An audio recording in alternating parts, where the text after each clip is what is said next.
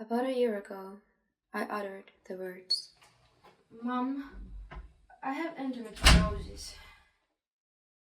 I went to the gynecologist for completely different reasons and mentioned as a side comment that my ovaries were probably the reason behind all of my problems. We checked them and find out they were. Endometriosis is a chronic pain disorder that causes severe menstrual pain and infertility. The word endometriosis comes from Greek, endo meaning inside, metra meaning uterus, and osis meaning disease.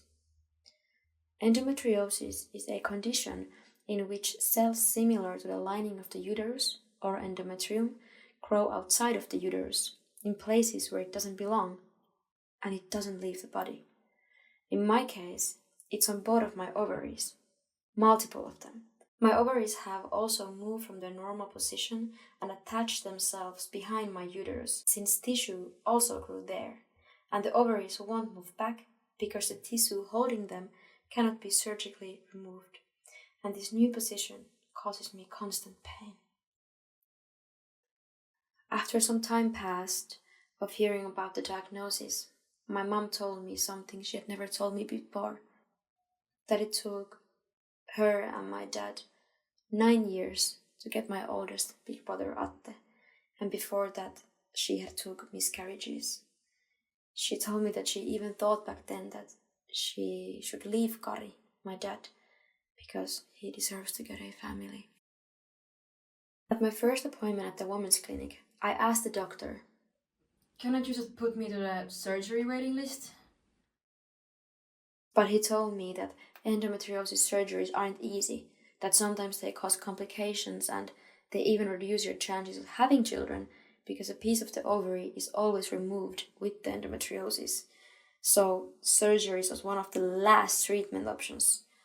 He just told me that for now I should use hormonal birth control for 6 months, since that's the only medical treatment there is for endometriosis.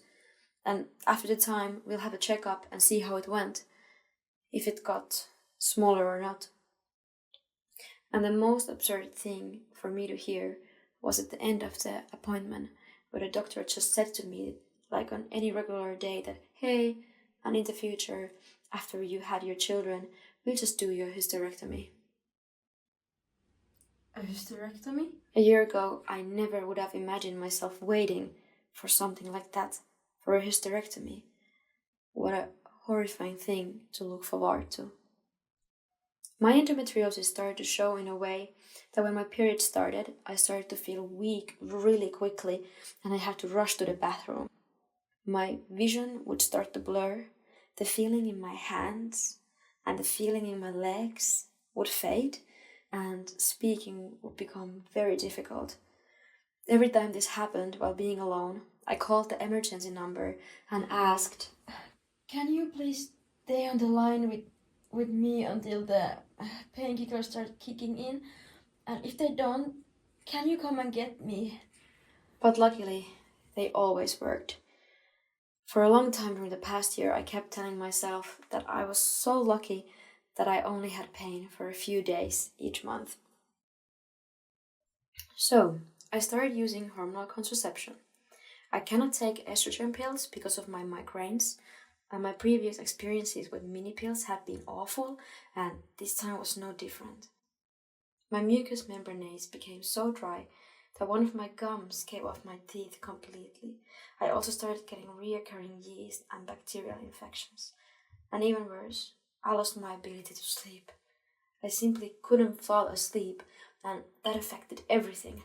For example, I tried to read and write my thesis in such a fog that nothing made sense. I couldn't comprehend what I was reading or writing. Also, everyday tasks felt strange. While cooking, I had to constantly remind myself what came next. Sometimes I was afraid that I'm going to lose my mind. Even my friends said I seemed confused. But that's just what sleep deprivation does. And on top of this all, my endometriosis grew bigger. So after 5 months, I was thankfully allowed to stop using hormonal birth control, and the situation became to be that There is no medical treatment for me. From now on, everything depends on me and my life choices. At a later doctor appointment, I was advised to do mindfulness exercises. So, I started doing imagery exercises before bed, where I visualize a green thread running from my forehead through my body into my uterus, washing away all the red bad energy. Every night, I repeat to myself, I'm so grateful that my ovaries are healthy. I'm so grateful that my uterus is healthy. I'm so grateful that my vagina is healthy. And I'm so grateful that my mucous membranes are healthy. I accept all the help I get. Thank you, thank you, thank you. Do you want some wine? Oh, I would love to have a glass of wine, but I don't drink anymore. Oh, I'm sorry, I forgot. No, it's alright, it's alright. It's been actually quite difficult to change my habits, you know, quitting caffeine, alcohol, sugar, red meat, and also adding things like fish, because I don't feel like doing these things, but I have to. So I'm still kind of fighting it all, even though it would do good for me. I understand. How are you doing with it all? Thanks for asking. At the moment, I don't know what my situation is. Maybe my endometriosis has gotten smaller and I'm thriving, or then it's out of hands. I actually just called the women's clinic again. That could they please check up my situation, because lately I've been having more pain than ever, almost 20 days a month. But they told me that no, because I'm not willing to use hormonal birth control, even though that's not the situation. It made, for example, for instance, it made my endometriosis grew, and it also made my life worse. So it's not about me my willingness. So I don't know what to do at the moment, to be honest. I go to pelvic floor therapy once a month and try my best with the diet and things. Yeah, it's been hard.